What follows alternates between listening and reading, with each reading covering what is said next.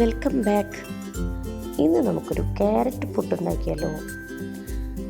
അതിനായി നമുക്കൊരു ബൗൾ എടുത്ത് വെച്ചിട്ട് അതിലേക്ക് 1 കപ്പ് പൊൻകതിറിൻ്റെ അരിപ്പൊടിയാണ് ഞാനിവിടെ ചേർക്കുന്നത്.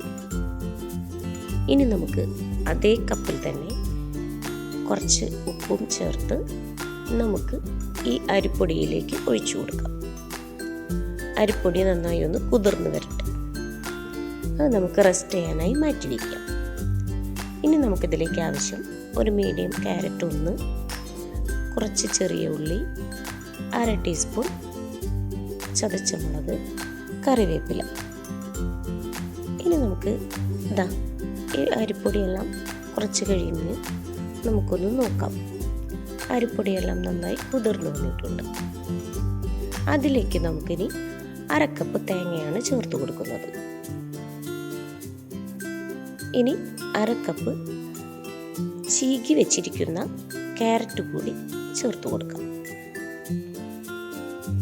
ഇനി ഇവ നന്നായി ഒന്ന് യോജിപ്പിക്കാം.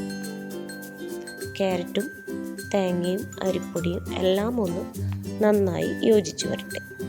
ഇപ്പോൾ പുട്ടിൻ്റെ കളറെല്ലാം ഒന്ന് മാറിയിട്ടുണ്ട്. പൊടിയുടെ കളറൊക്കെ ഒരു ലൈറ്റ് ഓറഞ്ച് കളറായി വന്നിട്ടുണ്ട്. ഇനി നമുക്കൊരു പാൻ അടുപ്പിൽ വെച്ച് ചൂടാക്കാം. പാൻ ചൂടായി വരുമ്പോൾ നമുക്കതിലേക്ക് ഒരു 2 ടേബിൾ സ്പൂൺ വെളിച്ചെണ്ണ കൂടി ഒഴിച്ചു കൊടുക്കാം.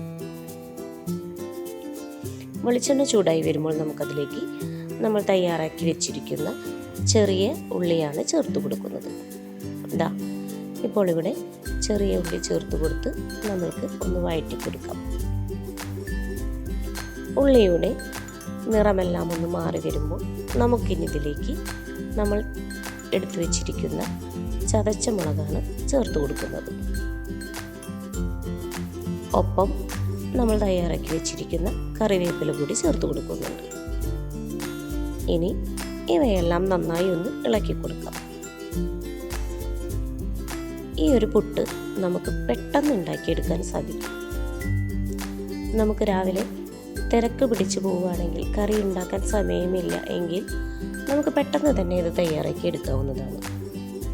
പിന്നെ ക്യാരറ്റ് കഴിക്കാൻ ഇഷ്ടമില്ലാത്ത കുട്ടികൾക്കാണെങ്കിലും നമുക്കിതുപോലെയൊക്കെ ഒന്ന് ചെയ്തു കൊടുക്കാം. അവർക്ക് ഇഷ്ടപ്പെടും. വേഗം തന്നെ നമുക്ക് തയ്യാറാക്കി എടുക്കാനും സാധിക്കും. അധികം സമയവും വേണ്ട. ഇപ്പോൾ ഇവിടെ ഉള്ളിയെല്ലാം നന്നായി വഴണ്ടു വന്നിട്ടുണ്ട്. മുളകിൻ്റെ പച്ചമണമെല്ലാം മാറി ഉള്ളിയും വേപ്പിലയും എല്ലാം ഒന്ന് യോജിച്ച് വന്നിട്ടുണ്ട്. ഈ കൂട്ട് നമുക്ക് നമ്മൾ തയ്യാറാക്കി വെച്ചിരിക്കുന്ന പുട്ടിൻ്റെ പൊടിയുടെ മിശ്രിതത്തിലേക്ക് ഇട്ട് കൊടുക്കാം. ഇനി ഇവയും നന്നായി ഒന്ന് യോജിപ്പിച്ചു കൊടുക്കാം. എല്ലായിടത്തേക്കും ഈ മസാല ഒന്ന് എത്തട്ടെ. നന്നായി നമുക്ക് ഇളക്കി കൊടുക്കാം. അതിനുശേഷം നമുക്ക് ഇവയെ നമ്മൾ സാധാരണ പുട്ടുണ്ടാക്കുന്നത് പോലെ തന്നെ ആവിയേറ്റി എടുക്കാവുന്നതാണ്. ഞാനിപ്പോൾ ഇവിടെ ഒരു ചിരട്ടയുടെ ഷേപ്പിലുള്ള സ്റ്റീലിൻ്റെ പുട്ടിൻ്റെ പാത്രമാണ് എടുത്തിരിക്കുന്നത്. നമുക്ക് ഏത് തരത്തിൽ വേണമെങ്കിലും ഉണ്ടാക്കിയെടുക്കാം. ഞാനിപ്പോൾ കുറച്ച് തേങ്ങ ചിരവിയത് ഈ പാത്രത്തിന് അടിയിൽ ഇട്ട് കൊടുക്കുന്നുണ്ട്. ഇനി നമ്മൾ തയ്യാറാക്കി വെച്ചിരിക്കുന്ന മിശ്രിതം ഇതിലേക്ക് ഇട്ട് കൊടുക്കാം. ഇനി നമുക്കിതിൽ ഈ മിശ്രിതം ഒന്ന് നിറച്ചു കൊടുക്കാം. ഞാനിപ്പോൾ ഇവിടെ എല്ലാ പൊടികളും ഇട്ട് കൊടുക്കുന്നുണ്ട് ഇതിലേക്ക്.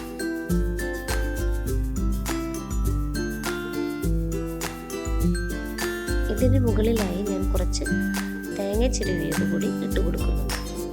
അത് ആവശ്യമാണെങ്കിൽ മാത്രം ഇട്ട് കൊടുത്താൽ മതി. ഇനി നമുക്കിവയെ ഒന്ന് ആവി കയറ്റി എടുക്കാവുന്നതാണ്. അപ്പോൾ നമ്മുടെ ക്യാരറ്റ് പുട്ട് ഇവിടെ തയ്യാറായി കഴിയും. അതിനായി ഞാനൊരു കുക്കറിൽ കുറച്ച് വെള്ളം എടുത്ത് ചൂടാക്കാനായിട്ട് വെച്ചിട്ടുണ്ട്. ഈ പാത്രം നമുക്ക് കുക്കറിലാണ് വെച്ചിട്ട് ചൂടാക്കി എടുക്കുന്നത്. കുക്കറിന് മുകളിലേക്ക് വെച്ച് കൊടുക്കാവുന്നതാണ് നമുക്ക്. അപ്പോൾ തേങ്ങയെല്ലാം ഇട്ട് കൊടുത്തിട്ടുണ്ട്. ഇനി നമുക്കിവയെ ഒന്ന് ആവി കയറ്റിയെടുക്കാം കേട്ടോ. ഇതാ ഇതുപോലെ ഞാൻ ആവി കയറ്റിയെടുക്കുന്നുണ്ട്. ഇപ്പോഴത്തേക്ക് ആവിയെല്ലാം വന്നു തുടങ്ങി, കണ്ടില്ലേ? ഞാനിപ്പോൾ അതിൻ്റെ മൂടി ഒന്ന് മാറ്റിയിട്ടുണ്ട്. പുട്ടിന് നല്ല ആവിയെല്ലാം വന്നു തുടങ്ങി. ഇത് പെട്ടെന്ന് തന്നെ നമുക്ക് തയ്യാറാക്കിയെടുക്കാം.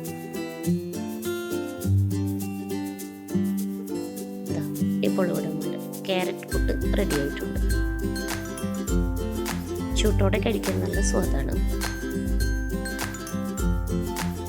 എല്ലാവരും ഇത് ഒന്ന് ചെയ്ത് നോക്കണം എന്നാണ് അഭിപ്രായം എന്ന് വെച്ചാൽ പറയുന്നത്. ചൂട്ടോടെ തന്നെ കഴിക്കാനാണ് കുറച്ചും കൂടി രുചിയെന്ന് എനിക്ക് തോന്നിയിട്ടുണ്ട്. എല്ലാവരും ഇതൊന്ന് ട്രൈ ചെയ്ത് നോക്കുക. Thank you.